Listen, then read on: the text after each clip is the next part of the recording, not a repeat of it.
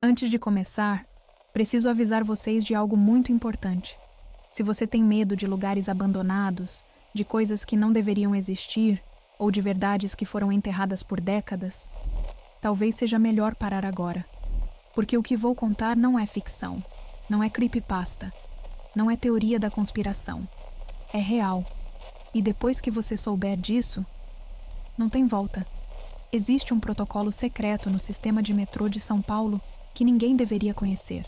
Um procedimento de emergência que só é ativado às 3h33 da madrugada, quando algo aparece nos trilhos. Eu não acreditava nisso. Achava que era só mais uma lenda urbana da internet. Até encontrar a fita.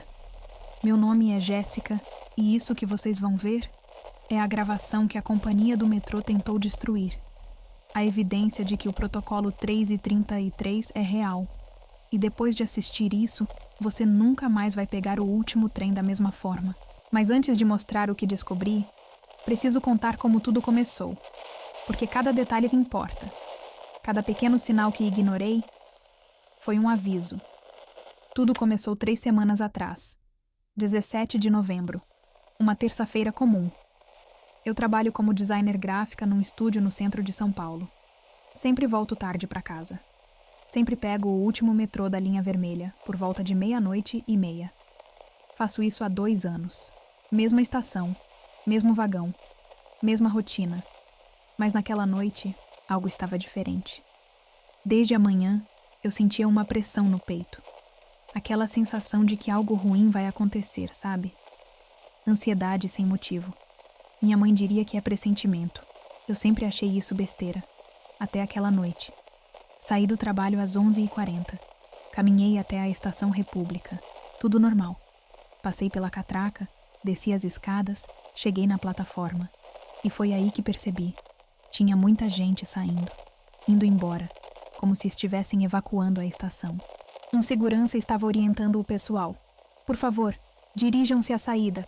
Problema técnico. Próximo trem indeterminado. Problema técnico. Que conveniente. Mas aqui está a parte estranha. Todos pareciam aliviados. Sabe quando as pessoas reclamam de atraso? Bufam, xingam, ficam irritadas? Ninguém estava fazendo isso. Estavam todos saindo rápido, quase correndo, como se quisessem sair dali o mais rápido possível. Eu estava cansada, irritada. Tinha uma entrega importante no dia seguinte. Não queria pegar Uber, gastar dinheiro. Então fiquei, esperando, teimosa. Fui uma das últimas a sair da plataforma.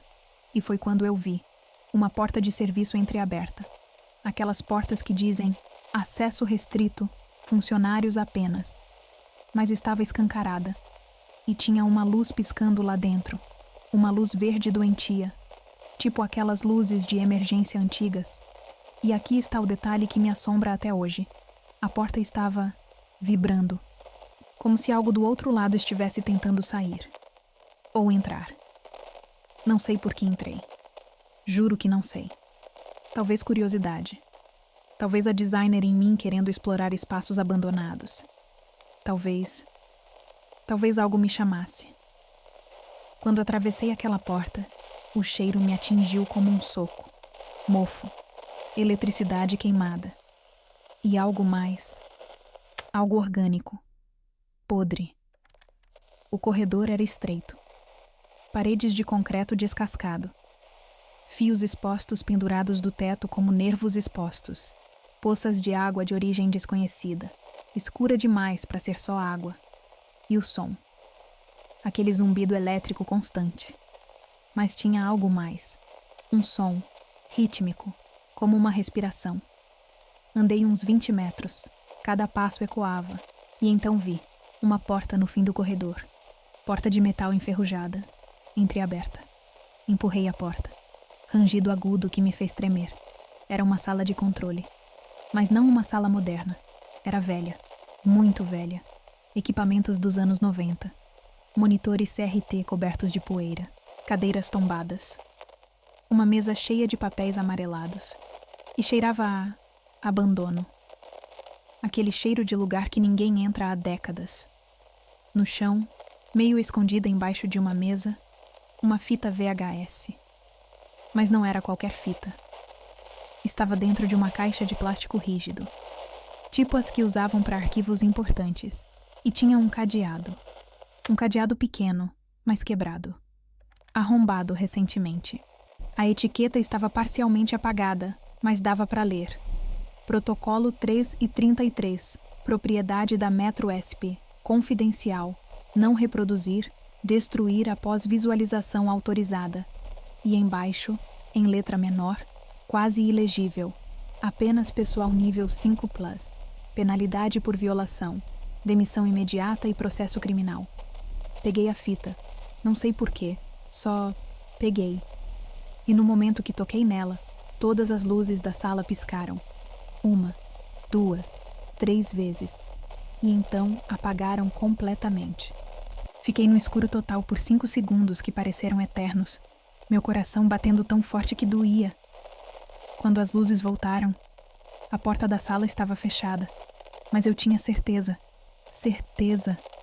que tinha deixado aberta. Corri. Empurrei a porta.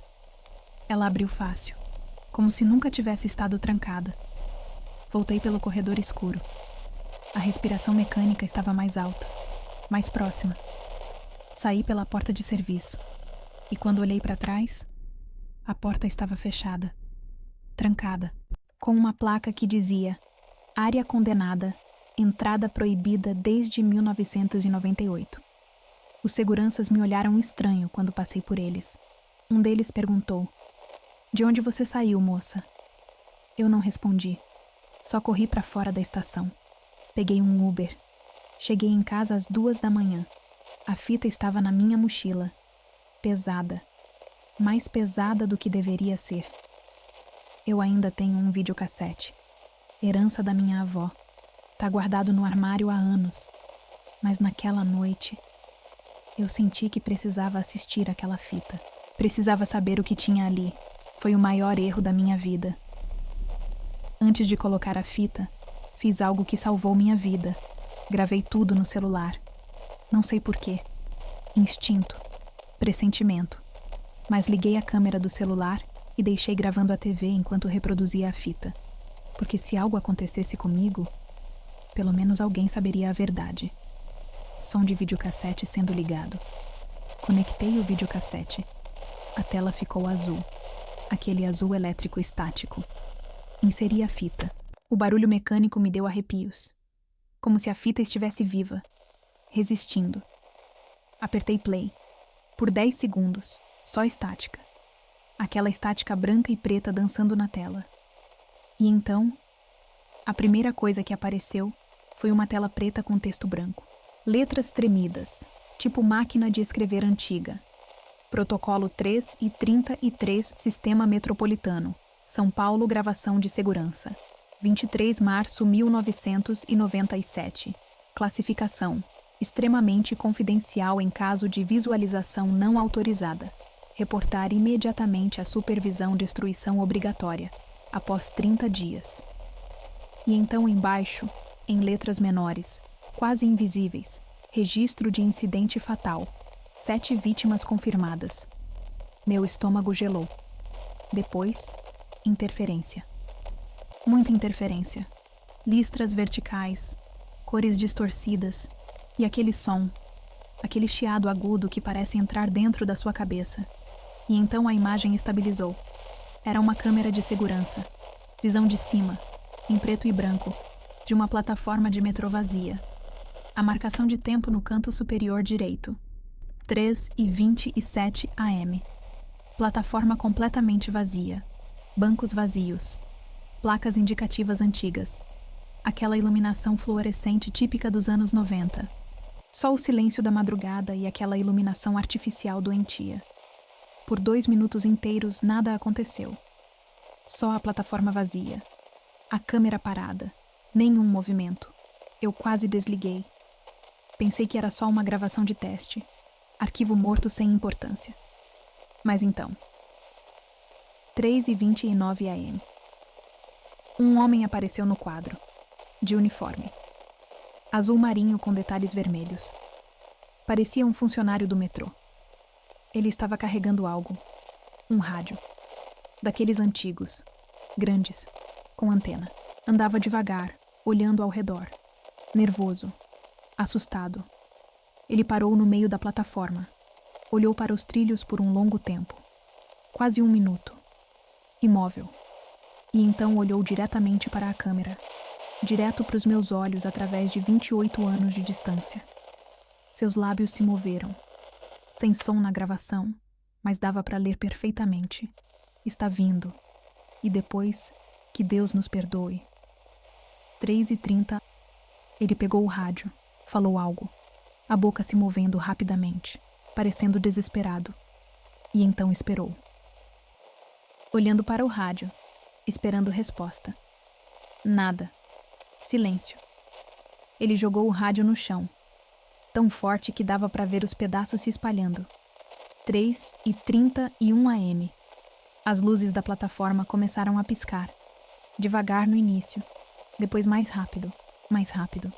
O funcionário deu alguns passos para trás, suas mãos tremendo, claramente visível mesmo na qualidade ruim da gravação. E então, os pedaços do rádio no chão começaram a emitir estática. Dava para ver a estática. Ondas visuais saindo do aparelho quebrado, distorcendo o ar ao redor. A estática começou a se espalhar, como uma mancha, cobrindo o chão, as paredes, subindo. 3h32 AM. Todas as luzes se apagaram. Escuridão total. A tela ficou preta por exatamente 3 segundos. E quando as luzes voltaram, havia alguém nos trilhos. Não era uma pessoa. Não completamente. A qualidade da imagem estava péssima, tremendo. Interferência pesada. Mas dava para ver o suficiente. A proporção estava errada. Muito errada. Os braços eram longos demais. Alcançavam o chão mesmo com a criatura de pé. As mãos não pareciam mãos. Eram garras. Dedos demais. As pernas eram finas. Antinatural. Como se os ossos estivessem quebrados, mas ainda sustentavam o peso. A cabeça... Jesus. A cabeça estava inclinada num ângulo impossível. 90 graus. Como se o pescoço estivesse quebrado. Mas ainda se movia. E estava parada, completamente imóvel no meio dos trilhos, olhando para cima, para a plataforma, para o funcionário. Mesmo sem rosto definido na gravação, eu sabia que estava olhando, estudando, escolhendo. O funcionário congelou. Por 5 segundos completos, nenhum dos dois se moveu. E então a criatura inclinou a cabeça para o outro lado, como um cachorro ouvindo um som distante. O funcionário largou o que estava segurando e correu. Saiu do quadro da câmera. E a coisa nos trilhos começou a subir. Não usando as mãos. Não escalando. Simplesmente deslizando. Subindo a parede da plataforma verticalmente, como se a gravidade não existisse. Seus braços longos arrastando nas paredes, deixando marcas, arranhões profundos que apareciam na gravação mesmo com a interferência. 3h33 AM. A criatura alcançou a plataforma. Ficou de pé, seus braços arrastando no chão. Virou a cabeça. Olhou diretamente para a câmera. E eu juro que ela sorriu. A gravação cortou. Tela preta. Estática pesada. Som agudo crescendo. E então, fim. Ou pelo menos, era o que eu pensava. Fiquei paralisada na frente da TV, coração batendo descompassado, mãos tremendo tanto que derrubei o controle remoto. Aquilo era real?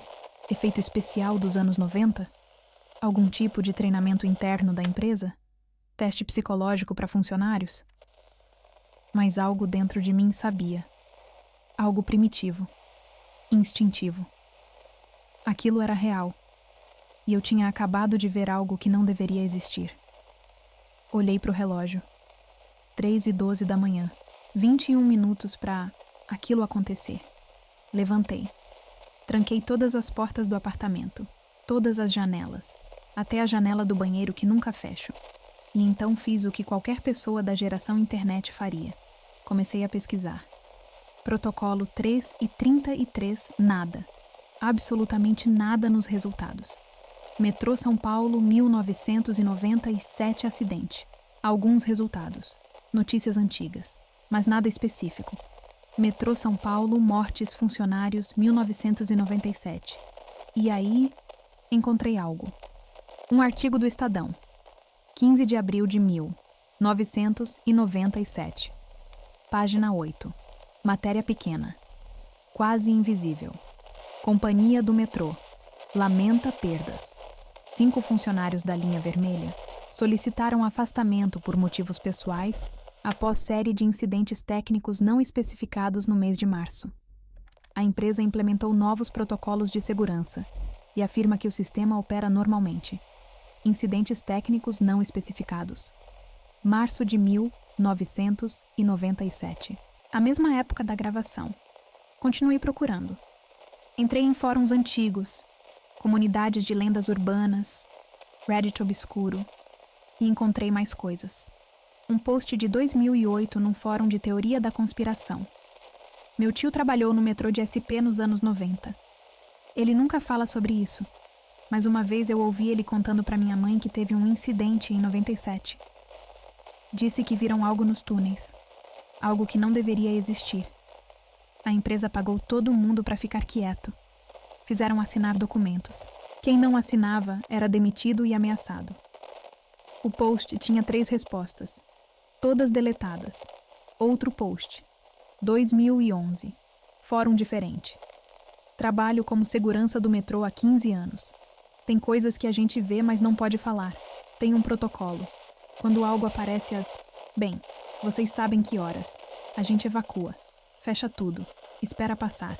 E nunca fala sobre isso. Nem entre nós. Deletado 1 hora depois. E então encontrei algo que mudou tudo. Deep Web. Fórum em russo. Traduzido automaticamente. Post de 2003. Existe um protocolo que ninguém fala. Quando vemos aquilo nas câmeras às 13h33, evacuamos tudo. Desligamos o sistema. Esperamos até às 4h44. Depois religamos como se nada tivesse acontecido. Nos fizeram assinar documentos. Confidencialidade perpétua. Ameaçaram nossas famílias. Mas eu não aguento mais. Preciso contar. Eles não são humanos. Nunca foram. Eles vivem nos túneis, nos lugares que não aparecem nos mapas, nas estações abandonadas, nas extensões fantasmas. E às 3h33, eles sobem. 7 dos meus colegas morreram em março de 97. Não foi acidente. Foi sacrifício. Eles nos disseram que foi falha mecânica, explosão de gás. Mas eu vi os corpos. Não foi gás. Foram arrancados. Literalmente arrancados em pedaços. O post foi deletado 3 horas depois. O usuário nunca mais apareceu online. Checaram. 3 dias depois do post, um homem identificado como ex-funcionário do metrô de São Paulo foi encontrado morto em seu apartamento em Moscou. Causa oficial: suicídio. Mas a parte que me destruiu, a parte que me fez ter certeza de que tudo isso era real, foi o que aconteceu 3 dias depois de eu assistir a fita. Era quinta-feira, 20 de novembro. Eu estava voltando para casa depois do trabalho. Mesmo horário, mesmo metrô. Último trem da linha vermelha. 00:28. A estação estava estranhamente vazia. Tipo, muito vazia para uma quinta à noite. Sentei sozinha num vagão quase deserto. Tinha só mais umas 4 pessoas espalhadas, todos absortos nos celulares. Ninguém falando. Silêncio pesado. O trem começou a se mover. Luzes piscando enquanto entrávamos no túnel. E então, percebi. Um funcionário do metrô estava parado na plataforma que estávamos deixando para trás, sozinho, imóvel, olhando fixo para dentro do vagão, para mim. Eu congelei. Era o mesmo homem da fita. O mesmo. Não parecido. Não semelhante. Igual. O mesmo uniforme azul marinho com detalhes vermelhos. Mesmo corte de cabelo. Mesmo rosto. Mesma expressão. E aqui está a parte que me fez vomitar depois. Ele estava usando um crachá. Mesmo com o trem se afastando, consegui ler o nome no crachá antes de entrarmos completamente no túnel.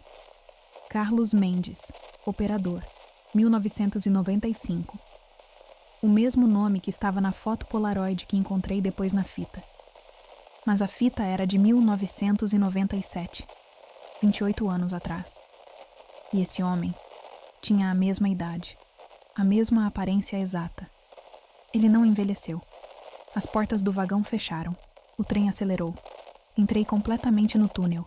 E ele continuou lá, parado, me olhando até desaparecer na escuridão. Quando cheguei na próxima estação, desci correndo. Subi as escadas, saí para a rua e olhei para o celular. Tinha uma mensagem. Número desconhecido. Sem DDD. Sem identificação. Você assistiu. Agora eles sabem. Não pegue o metrô às 3h33. Nunca. Carlos. Nunca contei esse número para ninguém.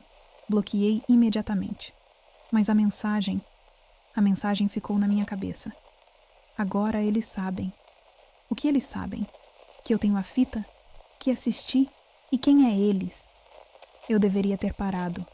Deveria ter queimado a fita, formatado o celular e esquecido que tudo isso existia. Mas não consegui. Sabe quando você sabe que algo é perigoso, mas não consegue parar de pensar nisso? Quando a curiosidade é mais forte que o medo? Era exatamente isso. Assisti a gravação de novo, no celular dessa vez, já que tinha gravado. E de novo. E de novo.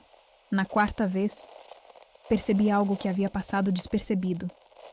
No canto inferior direito da tela, quando a criatura sobe na plataforma, há um reflexo. Pequeno. Quase invisível na interferência. É um reflexo numa superfície de metal, provavelmente uma estrutura da estação. E nesse reflexo, tem outra câmera. Uma câmera que não deveria estar lá. Não é fixa, é portátil. Alguém estava segurando. Alguém estava filmando a filmagem de segurança, documentando, registrando. Rebobinei a fita física. Assisti de novo. Desta vez, deixei rolar além do ponto onde normalmente parava. Depois do corte às 3h33, há 5 segundos de estática pura. Som agudo. Tela branca. E então, a gravação continua. São mais 40 segundos de filmagem. Mas é diferente. É outra câmera. Câmera portátil, imagem tremida, zoom manual. É uma sala de controle. Não a velha que encontrei, uma sala moderna. Ou pelo menos, moderna para 1997. Vários monitores. 10, talvez 12. Todos mostrando diferentes ângulos do metrô. E há homens. 5 deles. Ternos escuros, gravatas, expressões sérias. Eles estão discutindo, apontando para monitores, parecendo desesperados. Um deles, cabelo grisalho, óculos, aponta para um monitor específico. Seus lábios se movem, sem áudio, mas consegui ler. Precisamos implementar o protocolo permanentemente. Isso não pode vazar. Não de novo. Outro homem, mais novo, magro, responde. Ele parece assustado. E os funcionários que viram? São 7 pessoas. Eles vão falar. O homem de cabelo grisalho olha para ele, frio, calculista, e faz um gesto. Um gesto simples, rápido. Passa o dedo pela garganta. O homem mais novo engole seco. Balança a cabeça. Parece querer protestar, mas não fala nada. A câmera treme. Quem está filmando está nervoso. A imagem fica desfocada por um segundo, e então alguém percebe a câmera. Um dos homens de terno vira, aponta, grita algo. A imagem balança violentamente. Som de correria, pessoas gritando, e corta. Estática. Mas não termina aí. Há uma última imagem. 3 segundos. Congelada. É uma foto. Polaroid antiga. Cores desbotadas. Bordas brancas. São 7 pessoas. Uniformes de metrô. Todos sorrindo. Foto de equipe. Tipo aquelas fotos corporativas que tiram todo ano. E embaixo, escrito à mão com caneta azul. Equipe noturna. Linha vermelha. 1997. Todos falecidos em serviço. 23 março. 28 março. Descansem em paz. 23 de março. A data da gravação. 28 de março. 5 dias depois. 7 pessoas morreram em 5 dias. Congelei a imagem no celular. Dei zoom. Tentei ver os rostos.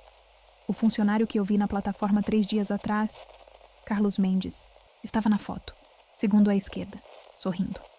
Crachá visível. Morto há 28 anos. Mas eu o tinha visto, vivo, olhando para mim.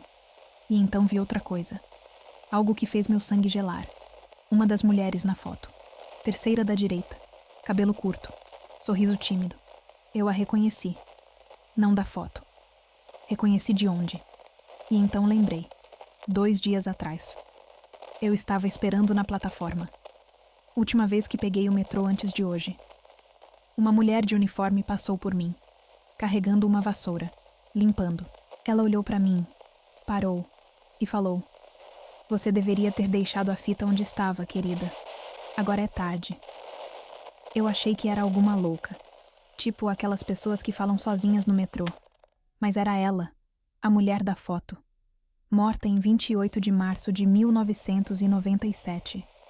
Viva, trabalhando, ainda usando o mesmo uniforme. Olhei mais fundo na foto.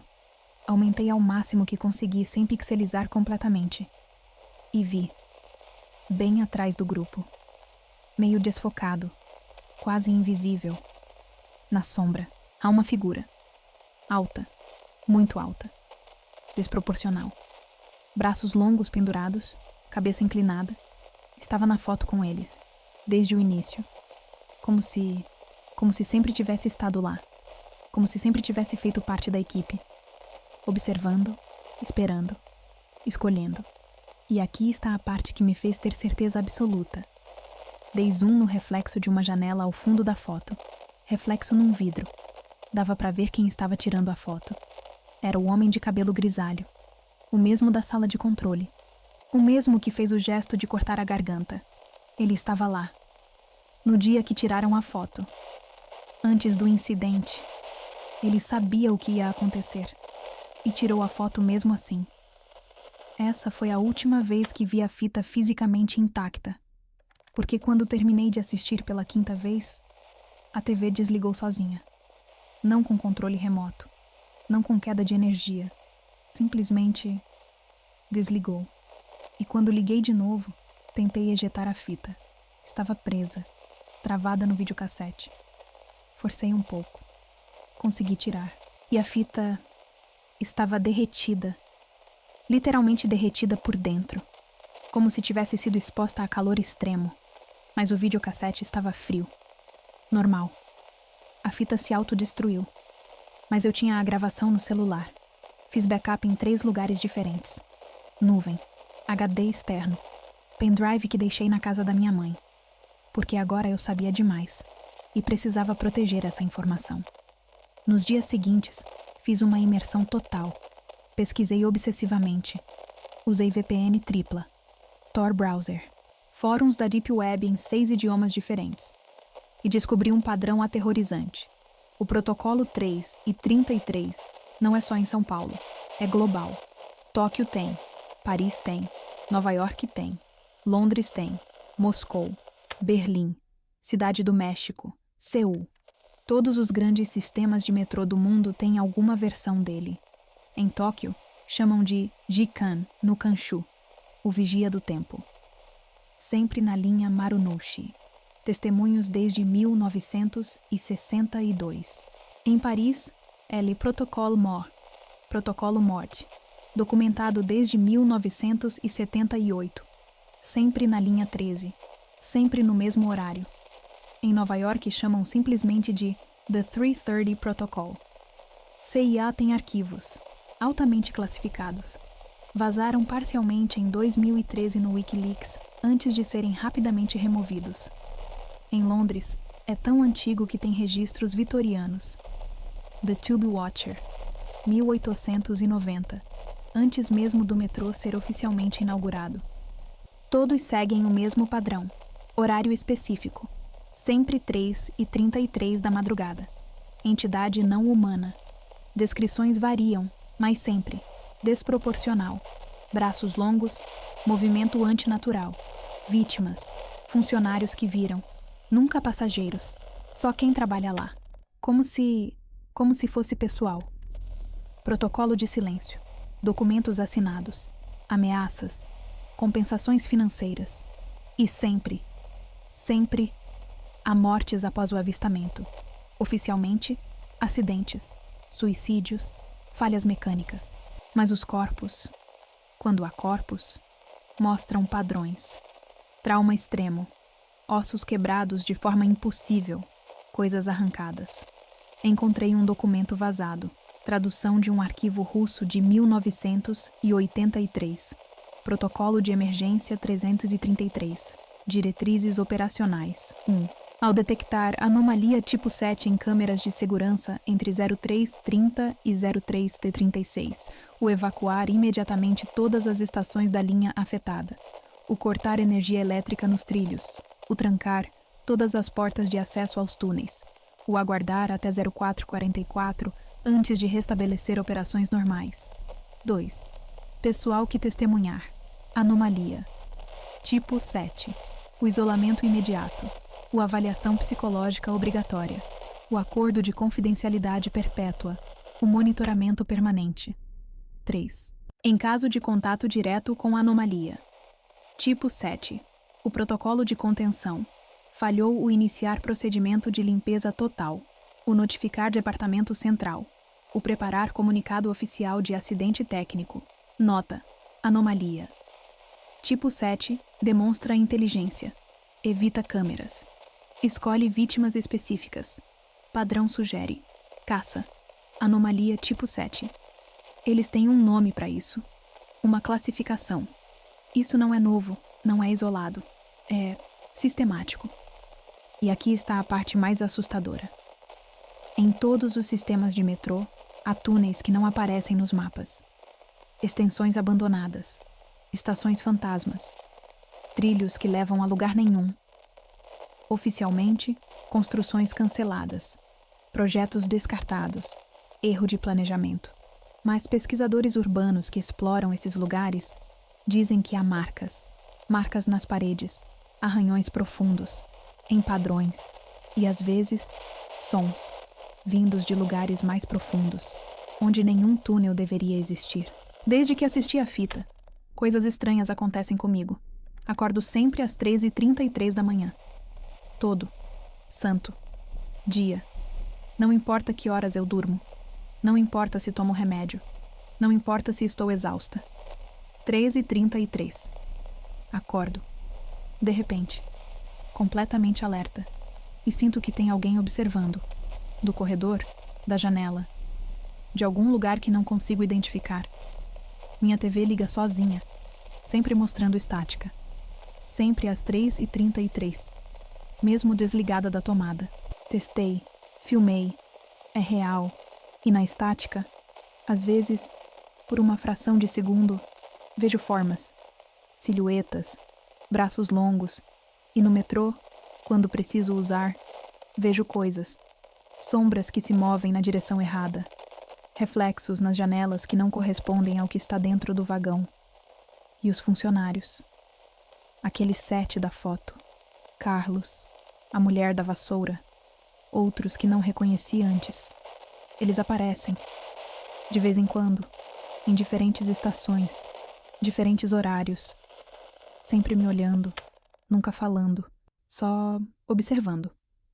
E ontem recebi outra mensagem. 3h33 da manhã. Exato. Número diferente. Mas mesma ausência de identificação. Protocolo ativado. Sua visualização foi registrada. Você se tornou parte do sistema. Aguarde processamento. 3h33. Processamento. O que isso significa? Vou me tornar como eles? Presa em algum loop temporal? Forçada a trabalhar eternamente no metrô? Ou vou ser a próxima vítima? Mais um acidente técnico que a companhia vai arquivar? Eu não sei o que vai acontecer comigo. Não sei se vou desaparecer. Se vou ser encontrada morta em circunstâncias suspeitas. Ou se simplesmente vou continuar vendo essas coisas. Eternamente. Mas preciso avisar vocês. Preciso que essa informação não morra. Se você trabalha no metrô, em qualquer metrô do mundo, pergunte sobre o protocolo 3 e 33. Não pergunte diretamente. Não use esse termo. Mas mencione. Mencione que viu algo estranho às 3:30 da manhã. Veja a reação. Veja o medo nos olhos. Veja como eles desviam o olhar e mudam de assunto. Porque eles sabem. Todos sabem. Há um acordo silencioso. Um pacto de não falar. Manter o segredo. Porque o que acontece com quem fala não é bonito. Se você pega metrô regularmente, siga essas regras. Nunca fique sozinho na plataforma depois das 3 da manhã. Nunca. Se por algum motivo você estiver num trem às 3:33, não olhe pelas janelas. Não olhe para os túneis. Foque no chão, no celular. Em qualquer coisa menos a escuridão lá fora. Porque se você vir, ele também te verá.